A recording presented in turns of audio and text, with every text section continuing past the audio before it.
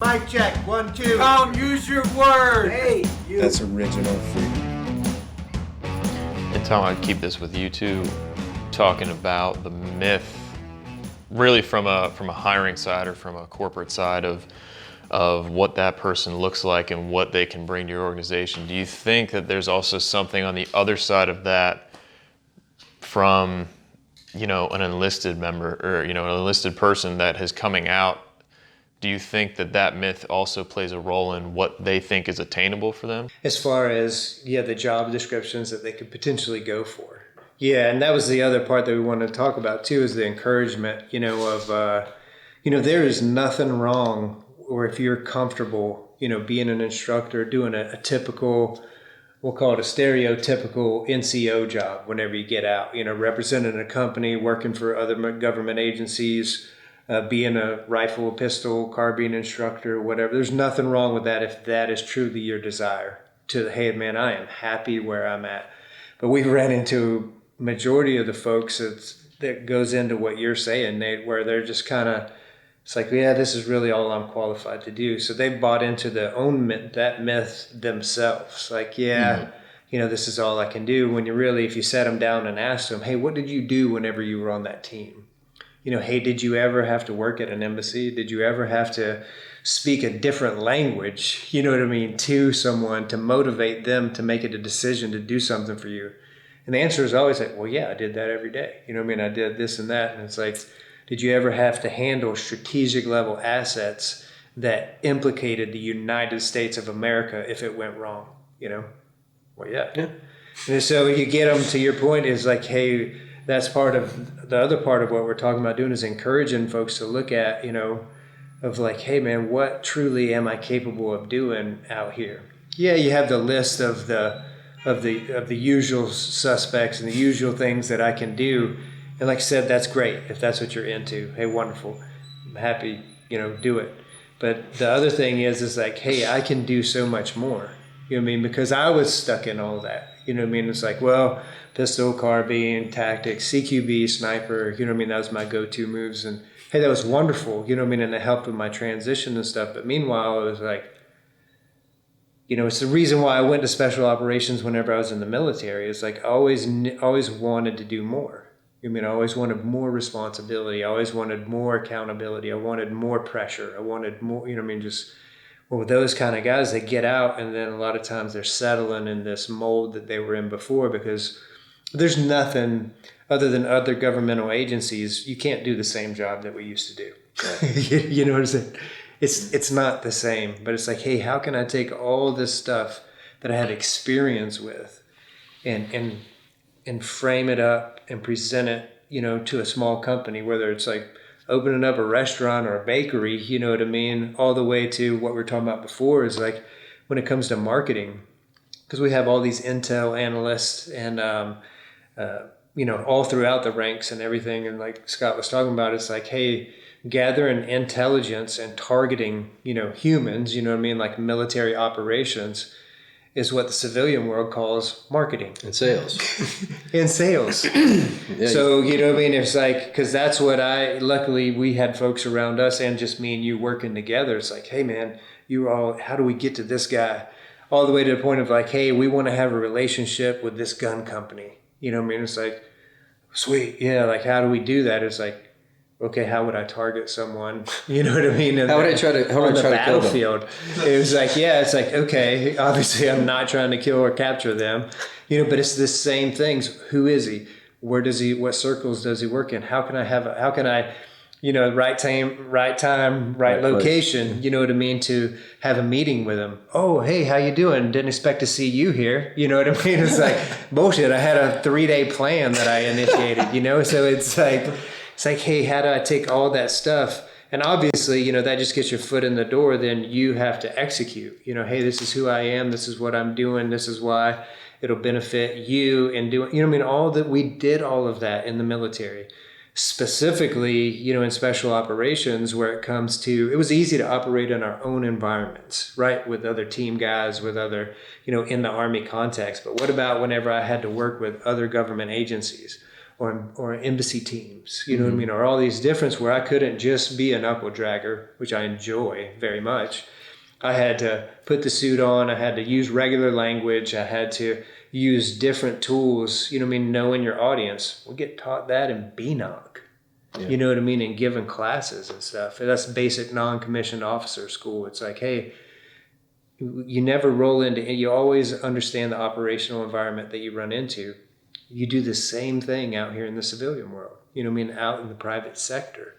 And that's where a lot of guys, they cut themselves short. But the reason why they do that, and we got a whole nother podcast on it, the difference between danger and scary, you know what I mean? That aspect of it. A lot of times guys have to have courage to be like, hey man, like this is scary. I'm not real competent in this. It's like, yeah, I understand these principles, but you got to go for it. I mean, guys did that. That's how they made it into special operations. It's like, hey, yeah, don't be a wuss, man. Like, go for it. You know what I mean? Out here in this new environment that's scary. You know what I mean? It's like, but if they just draw on, like to encourage guys, you know what I mean? Of like, hey man, look at what you did. Yeah, don't compare yourself to anyone else out here, and understand how you can take what you did in the military and wrap it around. I mean, look at the guys that have been uber successful, from Black Rifle Coffee guys. I mean, those are just the guys that come to mind. But I mean, it's like step into a totally different world, but utilize everything that you did. Josh to bring it to the table. Claghorn. I mean, what you've Cryptic. done. You know what I mean? Josh, yeah, exactly. From Cryptic. I mean, they were helicopter pilots, man. I mean, badass helicopter pilots, you know, with the decorated careers, and they own a camouflage company. I mean, come on, that's not, I mean, what's the same? Like, what was the same is they took all that stuff they knew how to do, and they converted it. And that's where so many guys, you know, they just get caught up into that comfort zone, you know what I mean, of doing that stuff. And again, not hitting on guys that love that, but so many guys aren't fulfilled, you know what I mean? They're just kind of like, man, yeah, but, you know, I'm really good at this stuff, and that's kind of scary, and like, hey, pay is not really guaranteed, you know. Or you might have to start at the reinvention piece, in which we had to do multiple times. It's repurposing, right? Did it when I left the 82nd, went into SF. Exactly. Left SF. And when I showed up there, you know, you're right, same thing they told you, really give a shit what you did in the 82nd. Yeah. And left there, and then I showed up and I was an instructor, and they were like, yeah, the rookie instructor, fucking let us know when you get it, right? New year, finish that up, go out to the unit. You know what they give a shit what you did while you were anywhere 10 seconds ago. So once again, having to reinvent, and I don't think it's just a proven fact that most people, and keep it in mind, it's at the end sometimes of a 20, 25 year career. Folks are tired. Who wants to restart? Who wants to restart? Who wants to actually repurpose? Well, I get it. Not many people. Yeah. And the one thing that we both know through our own experience is if you're unwilling to start new again, well, then you'll do more of the same. And to just hammer home what Tom was saying is more often than not, with anybody we talk to, it's they're settling. They're settling. It's comfortable. It's part of what it used to be. A handful of them be like, yes, absolutely. I love it here. I'm going to knock out a double retirement. I'm home 24/7. That's great. Yeah, the majority of them would say, and specifically talking to me, it's like, holy shit, man, look what you're doing. Like you're just pure civilian now. You're pure private sector. And I tell them about it, right? And this even happened over the years, and this will highlight the point Tom made, is differentiating between scary and dangerous. And this is also key for corporate folks that run corporations that have military, that once again assume that just because someone was willing to give their life for something, that they apply that level of zeal and courage to all of the risk in their lives. Because the folks I would talk to would see what I was doing, how I was doing it, right? I was taking, as Tom said, all my experience and parlaying it into personal development and leadership development. And everyone was like, cool, awesome, great, this, that. And then a handful of times I had a couple of people that was like, hey, I'd love to, have you in business with me. And they were the right person, sometimes more experienced than I had. One of the guys, I actually, he was one of my instructors 20 plus years ago. And all these moments to get these guys who we're describing, by the way, great problem solvers, thinkers, presenters, by the way. Yeah. Speakers, presenters. We have to present, so much. And And he was in all the way up to the point I was like, yeah, well, I haven't stabilized financially yet. And it's about 4 or 5 years ago. And he actually came in my office, and I had a whiteboard, and down one side were all these 16-digit numbers, and off to the right there was a dollar amount. And he said, Scott, is that what I think it is? I was like, well, what do you think it is? He's like, was that credit card balances? I'm like, absolutely. He's like, that makes me want to throw up. I said, well, then you're not going to be in business with me, because banks aren't funding startups from ex-Green Berets who have a vision to do something. And so if you want to come play this game, now keep in mind, this guy I could have looked at and said, here are the odds. There's 10 guys out on the street, one machine gun, and 10 of them. There's only one way out, and there's me and you. Are you in? And he'd be like, fuck yeah. And I don't say that bullshit, right? No. He's like, yeah, let's go. Right? So the same human that's just totally that courageous, right? In the face of scary, that was dangerous, right? In the face of scary, which is unpredictability and when I'm going to get my next paycheck, it's like out. And that was, Tom and I didn't understand this until we started seeing people who the natural go-to is like, hey, I'm thinking about starting a gun company. I'm like, you might want to look at that market space because it's pretty fucking saturated with some really good people, so, and then what's happening? The prices are going down in this basic business. And oh, by the way, just like I've seen executives make the wrong perception about, let's say, generals, CEOs or C-suite about colonel and above, I've equally overestimated senior executives' abilities as well. I've sat down and assumed I'm not the smartest guy in the room here. I've never run X. I've never done Y. And come to find out, like, oh, no, he didn't know that or she didn't know that. And what I found out is that, like Tom said, I equate immediately. It's like, oh, targeting, that's marketing and sales. Everything we do correlates. It's about finding the correlation point rather than the point of actual separation, and knowing where that is, to the point of like, hey, you can't talk to people like that out here, or strong arm people like that, they'll leave. This doesn't work, but it's mind numbing, right? Because some of these entrepreneurs I know as well, they're willing to risk it all. I personally have done that multiple times. Yet they would risk it all for that, but they're not willing to die. Right. Mentally, and it's okay. We're not all supposed to be wired the same way. Yeah. So it's just understanding that's what exists. Don't assume. Find out. Like I've said at times, and thought, wow, these guys really know how to plan for sure, because they've created an X number $1 million company. There's just many employees. I deduce all this, and then come to find out, I taught them a simple planning tool, and they thought it was brilliant. I'm like, shit, man, I've been doing this since like 96, And so what's the so what behind that is, I'm not formally trained in business. Tom's not formally trained in business. Doesn't mean I don't know how to run operator business. It doesn't mean I don't know how to give amazing experience-based wisdom to people running massive businesses. Right? Because I have, and he has, more life experience than most. This is never about putting, it's like, yeah, I'm not proud. It's just a fact that I've been able to do what I've done, and Tom as well, without a 4-year degree. Back to, we're in 2018, like self-education's through the roof. Life experience counts for everything. Yeah. And it's out there. And to hammer home what we're here for, to give greater hope, not greater hope, people, all these people are our peers, I don't know, they're our peers anymore, but they're our brothers. Wake up to the possibility that exists. Like, you fought for how many years? You served how long for the quote unquote American dream? Well, what is that? Fucking go live it. Yeah. Actually go see what it feels like to take a month off. Figure it out. Like, don't sit there and say, I can't, because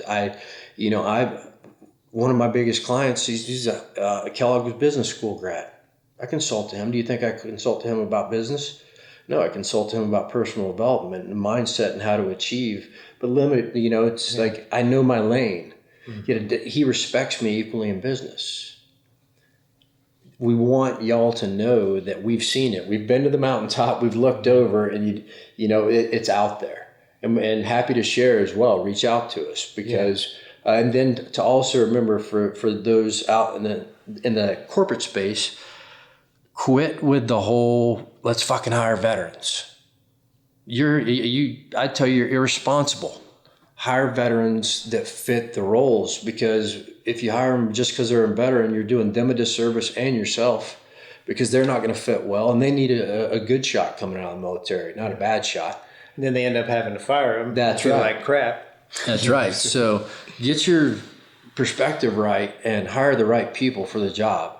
By the way, that's a great lesson that Special Operations taught us. No one ever said we hire the best people, the best guy. So we hired the right guy. Yep. Right? Because what we understood, and I know both of us being so involved with selection and hiring, I learned what the right person was, because I quickly saw that the best person oftentimes is the biggest, doesn't fit what's most important, which is our culture. Yep. I want to spend a couple minutes talking about the why behind why I wouldn't tell anyone that, or why I wouldn't sell myself well in a job interview, on correlating level of responsibility into like, hey, to where a CEO or a COO or someone interviewing me would be like, wow, that's massive level of responsibility. Right.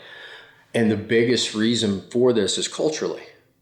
So we become, and I will say I'll speak for myself. I became my own worst enemy whenever I got out, is related to self-promotion to help advance. And the reason is back to Army only, and Green Beret specifically is one of our truths. That's not a truth, a motto. It's a quiet professional, right? Over doorways that we walked through from day one. Quiet professional. Don't tell us about how good you are. Show us. We give you the best equipment. We give you the best gear. We give you the coolest colored hat and a really cool tab, the best missions. You get to grow your hair longer. You get to have a little facial hair, whatever it is. Back to freedom. It's a whole other topic, right? They gave us all this freedom, and said, yeah, fucking act. We don't want to hear about it. And then you take that later, even further down the line. And so the double-edged sword at times is, even when if I were to self-promote and never talk about anything classified, never divulge anything, but just self-promotion will bring scrutiny from our old organizations. Yeah. This is something I've just realized. Yeah. And so most folks are like, man, I don't want those guys pissed off at me. So this is self-thwarting that is actually absolutely limiting my potential out here. And it's taken me the better part of 9 years to get semi-comfortable with your help and other people's help, and Tom as well, of like promoting. It's like, well, no, the only way that people are going to know is if I tell them, right? Yeah. And so that's what I know Tom and I are doing now. And also from a point of pride as well. Yeah. And it's like good, I'm proud of it. It's like, hey, motherfucker, do you know what I've done? And then it's like, no one does really. And I don't mean about secret stuff. It's like, no, it's like I manage multi-million-dollar budgets. I've run, hired, fired. I've done X, Y, brief so-and-so, straight responsible for a national asset to the commander. Now after this, like, consult. I even play small about who I work with and what I've done out here. Mm-hmm. So it's so ingrained into our culture, the quiet professional. And what I would say is I'm done being quiet about the level of success that I've had, right? About the level of responsibility that I had, and fuck had, so to speak. I don't live there yet. So what, man?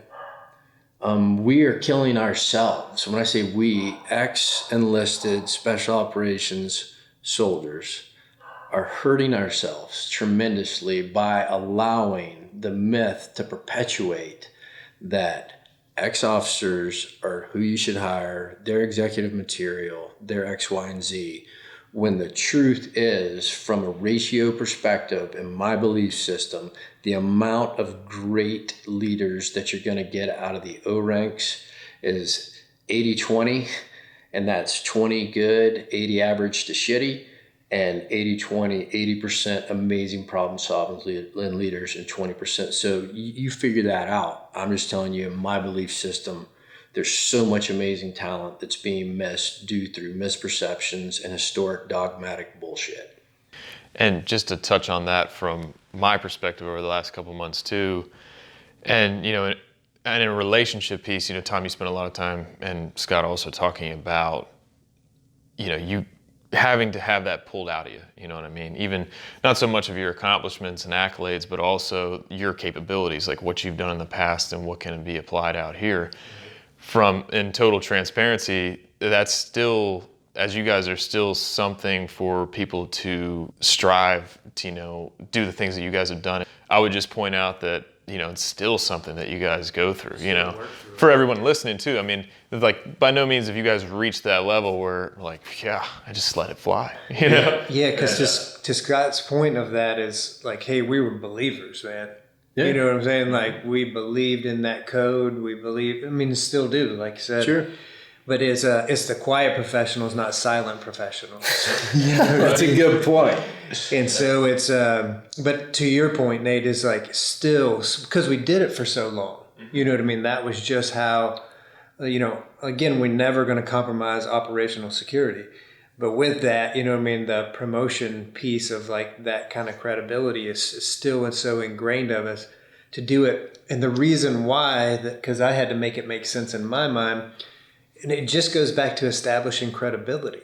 That's really, it's like, because then in my mind, like when you said, it's like, hey, we got to self-promote. And it's like, yeah. What does that even mean? What does that even mean? Because it goes against what I believe. Yeah. I adopted the quiet professional code as my own, as I know you did. So it just kind of goes against it. And then I finally started learning. It's like, hey, I'm not promoting myself. All I'm doing is the thing that has to be done when I'm communicating with other human beings, specifically in the workforce. Yeah.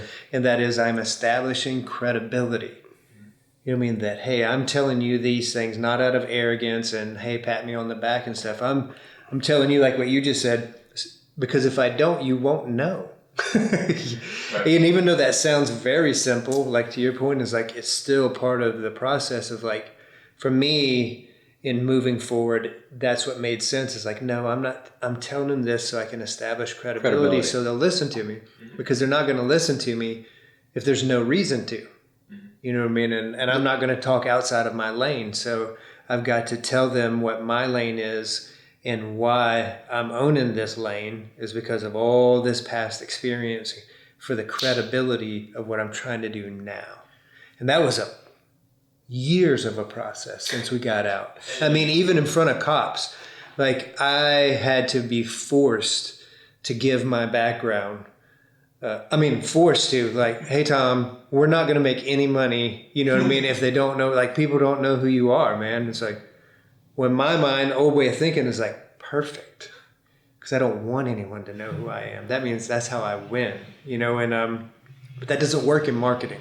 It works against you. Yeah. It's like, it was like, so, it was understanding and acknowledging with guys out there of like, hey man, it's part of any other learned skill, like, hey, transition or drawing from a holster. It's like, hey, it sucks at first, but it's like, understand the why you're doing it. And it's, hey, they need to know. You know what I mean? And even the point that I just wanted to hit on even clearer is that in addition to that, also just even in what we're doing now, even in going into boardrooms, going to multi-billion-dollar companies and stuff like that, that for everyone out there listening that may be feeling that still is something that's really, it's a daily thing, right? I mean, as even if it's writing on top of a piece of paper, this is what I do.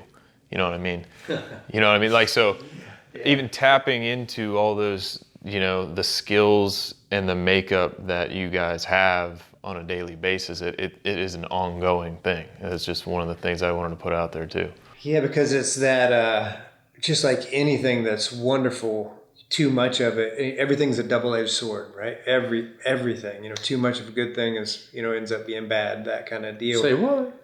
Well, depending on what it is. But it is like, to that piece of, it's like, because we did it for so long, then it only makes sense it's going to take that much. You walk 2 years into the swamp It doesn't matter. You decide to turn and walk back out of the swamp. It's going to take you 2 years to walk out of that swamp, you know? So it's going to take time and repetitions and practice, you know, but to your point, it's still a daily struggle. We have to remind ourselves that all the time, but that's why, you know, whenever it comes back to the point of encouragement, you know, is that, hey man, we never did anything without a team.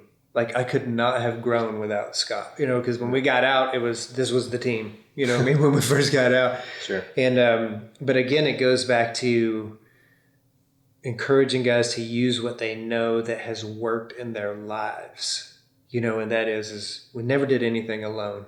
Exception to the rule. You had a little singleton op you had to go do or something. Exception to the rule. Everything else is like, hey, I have a team. The team could be one other than me, or it could be 50, you know, whatever it is. But like having that team for that support and that accountability and that consequence and that encouragement, you know, is that's a key thing. Is guys get out and they try to do stuff on their own.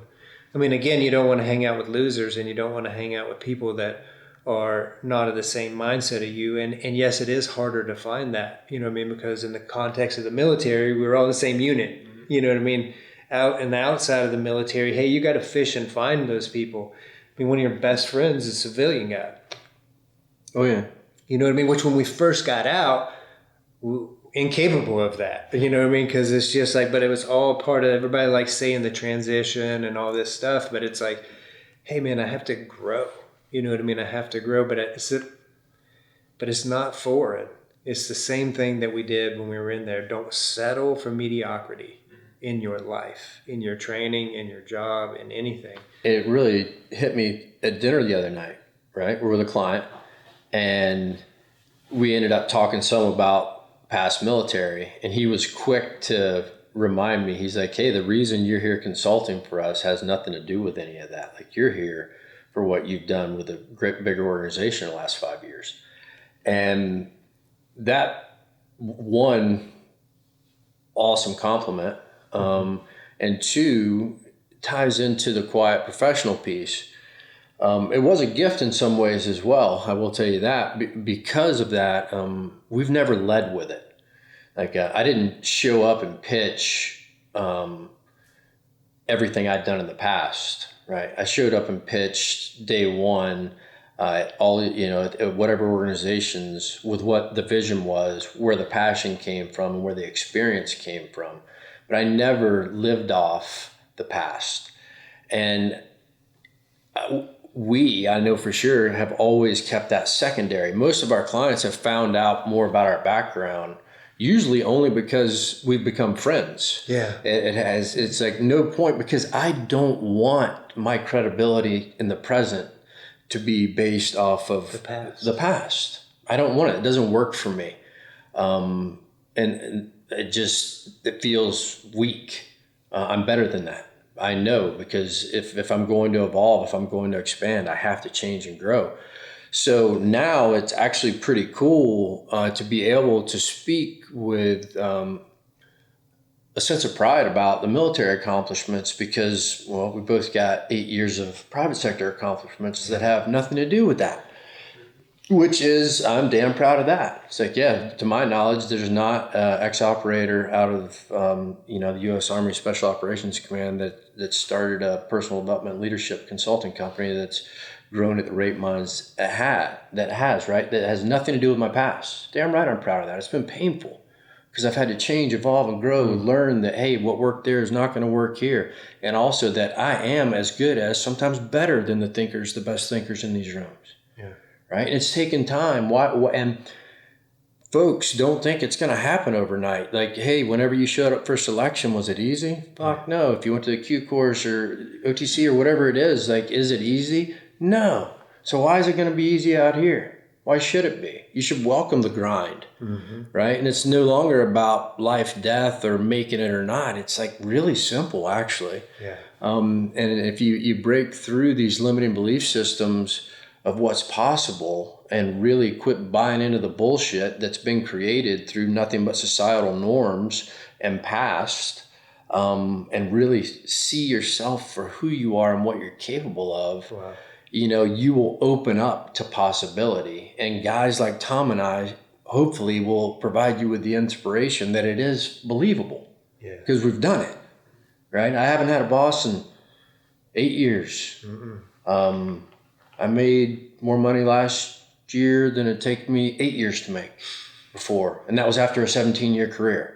Right. Once again, back to, I used to think, oh, that's boasting. It's like, fuck, man, I don't care. We've had nothing. I can go back to having nothing. Exactly. Yet people out here understand what that equates to. That's my new scorecard. That's all it is. It's like, hey, revenue. Well, we doubled it this year. Awesome. We're winning. There's no ribbons anymore. Right. There's no, exactly. Or in our case, how many people, right, have given us testimonials. And more so importantly, that they have shifted into a more powerful place in life, that they're living more authentically, that they decided to actually break from the norm and do something that the world expected them not to do, or didn't expect them to do, right? Finally did something different, right? Those are our wins now. Yeah, of course, it's like number of people help, money made. Yeah, hell yeah, it makes our life easier. Like, guys, this is child's play out here in comparison. Child's play. Like the stuff I used to be stressed out about when we'd be working with executives, and like they're like, dude, it's all good. And I'm like, yeah, but like, fuck, okay. The consequences, what are they really? Like the other thing I tell people, it's like, hey man, what's the worst thing that could happen if you took a swing, followed that passion, right? And this doesn't matter if you're ex-military, if you're a stay-at-home mom, to a single dad, I don't give a shit who you are. What if it worked? Yeah. What if you quit saying, what if it doesn't work? What if it fucking works? Yeah. What's that feel like? And I can tell you, folks coming from our world, if you think the 3 options you have are carrying a gun for a living, starting a tactical training company, or going and find a GS job, you're limited and you're wrong. And you're only wrong so much as I have proved you wrong, and that we have proved you wrong in doing that. And lastly, I'd say if you're anyone out there that's a consumer of veterans, don't hire veterans because they're veterans. Hire the right person. And don't hire people, put them on your board because of success they had somewhere else that was made with a set of rules that you don't have to play with, and then automatically expect them to be successful. You're setting yourself up, and potentially your people, for a really rough ride. Tom, what say you? I say that's a wrap. We rely on feedback. You know what I mean? So if everybody's heard something in this podcast that you've liked, or that you've wanted more, or not so much that you've liked, hey, what did we strike a chord with that, hey, we want more information about? You know what I mean? Because we're just going with what we want to put out. You know what I mean? Which is important to us. But we have a ton of information. So, you know what I mean, to reaching back out to us with like, man, would really like to hear more about whatever it is, fill in the blank. That just wanted to put that out there. That's open and welcome to us. Absolutely. If you want more to share, what we're not open and welcome to is if you want to debate, go find someone else. Because we state beliefs here, which are not, they're stated. That's not, if you would say, hey, give me some facts around what you stated, sure. Sit down, even in private, so to speak. Like there's relevant facts that back stuff up. It's like, we're not into engaging, and we have no points to defend. Yeah. Right. And that's what everything that we do here on Original Freedom Podcast. It's based in Tom and I, or if you're speaking your experience, right? We stay in our lane. We stay at our truth based in belief, which is based in our experience. And so there's no debate to be had. So if you're looking to pick a fight, go find someone else. Unless for reals. Amen. Whatever. No, not even then. We're peaceful warriors these days. Nate, would you take us out in a way that they're more accustomed to? Perfect. Like Tom had talked about, open to feedback, and really looking forward to, now that things have started up, really starting that line of communication between everyone out there and these guys. And you guys can do that through Instagram, Facebook, and LinkedIn. Look us up, we'll be there. And then as well as the website at ogfree.com. Till next time, make sure you're living your authentic self, your truth. Quit believing the bullshit inside of your head. Quit listening to what everyone else has to say, and ask yourself what it is you believe. Have the courage to act on it. We'll catch you next time. Thanks.